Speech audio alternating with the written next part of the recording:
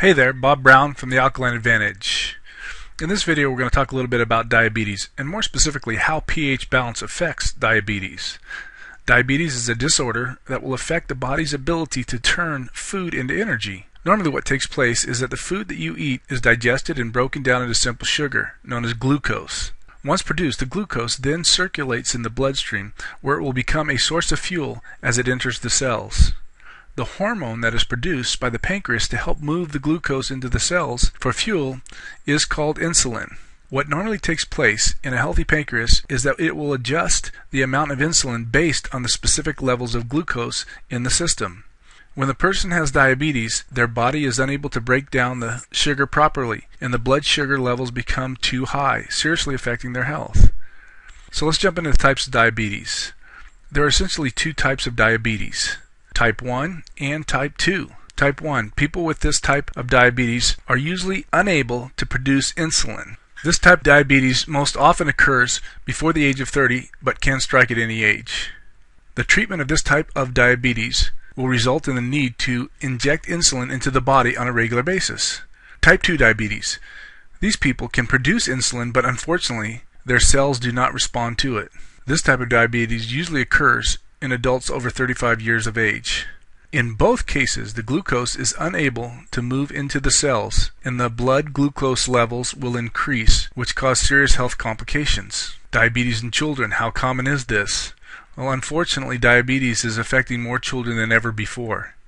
In fact, in the last 30 years, we have seen a threefold increase in the number of cases of childhood diabetes. In Europe and America, type 2 diabetes has been seen for the first time in young children. This is probably in part caused by the increasing trend towards obesity in our society, meaning that the foods that our children are consuming are causing dangerous health problems. But obesity doesn't explain the increase in the numbers of type 1 diabetes in children, who make up the majority of new cases. But maybe the answer lies within the types of food they are eating.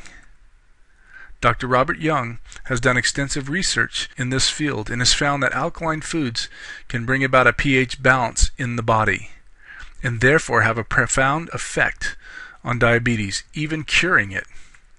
So at this point, I'm going to let him share with you about the amazing results that he is achieving that is literally changing lives.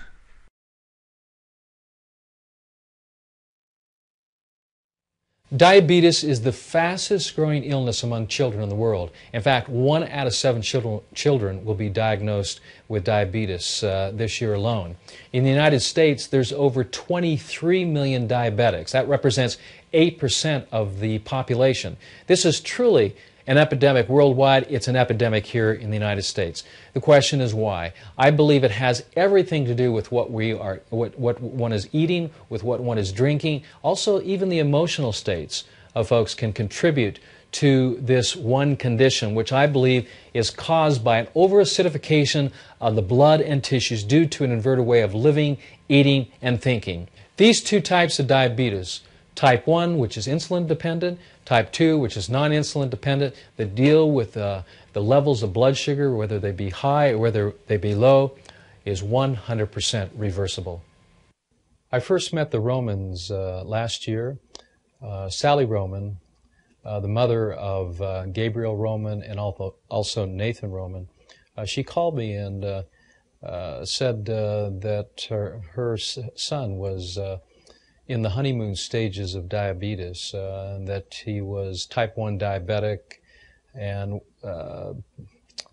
the prognosis from the doctor was not good, that there was no way to beat type 1 diabetes. In fact, no one has ever beaten type 1. Once your pancreas is not functioning properly, it's not producing the amount of insulin necessary, that you'll eventually end up injecting insulin in order to maintain blood glucose, and that the reversal of type 1 diabetes just has never happened. Well, she ended up calling me, and when she called me, I told her, well, that just isn't the case.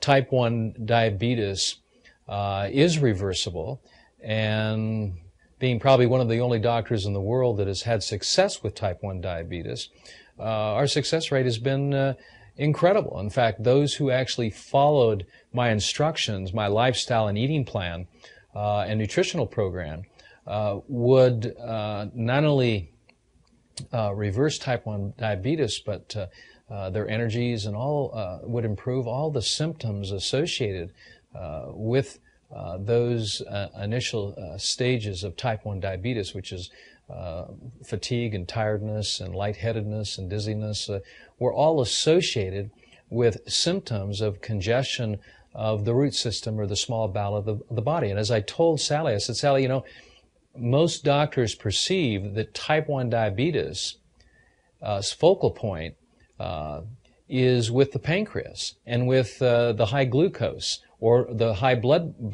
sugars or low blood sugars. And I said, this is just not the case, that the diabetes was actually a reflection of the health of the small bowel, and that if we could clear the bowel and bring health to that part of the body, that would bring stress off the pancreas.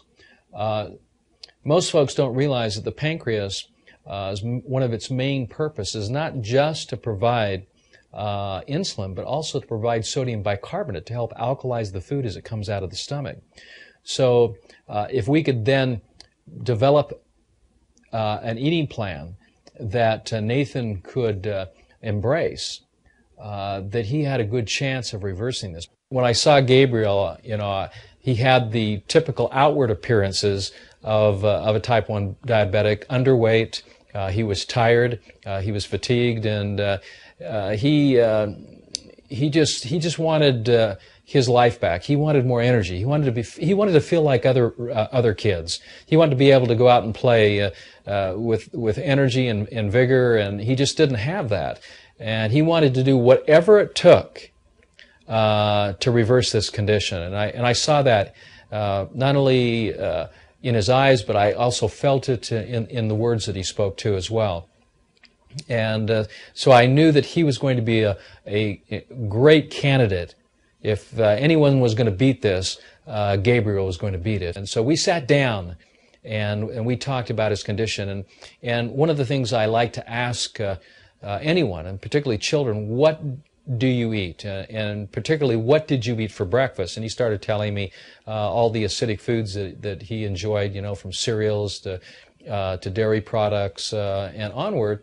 We talked about this, and I said to him, Gabriel, one of the things that's going to be the most challenging for you to help beat this condition of what I believed was overacidity, they were looking from the perspective of high blood sugars, is to eliminate all of the acidic, the acid contributors in your lifestyle and diet. And one of those, of course, is what you eat and what you drink. So no more soda pops, no more fruit juices for breakfast, no more milk drinks or dairy products, and especially no more animal proteins. No chicken, no beef, no pork, no fish.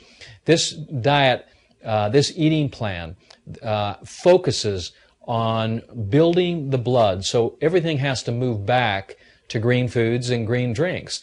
And so we sat down, and I took a drop of blood, capillary blood. I put it on a blood slide. We magnified it up about 20,000 times, and in fact, I've got it right here. You can see it. As you see the blood, you can see some of the white spots on the red blood cells. When this was the typical marker for diabetes, and I showed Gabriel, I said, this is what red blood cells look like when they begin to break down. They begin to ferment, and as they begin to ferment, their proteins, their fats, and also their sugars are released into the bloodstream. And this is why your blood sugars are going up is because just like a banana, when it ripens, it gets sweeter and sweeter. This is what is happening to you, Gabriel.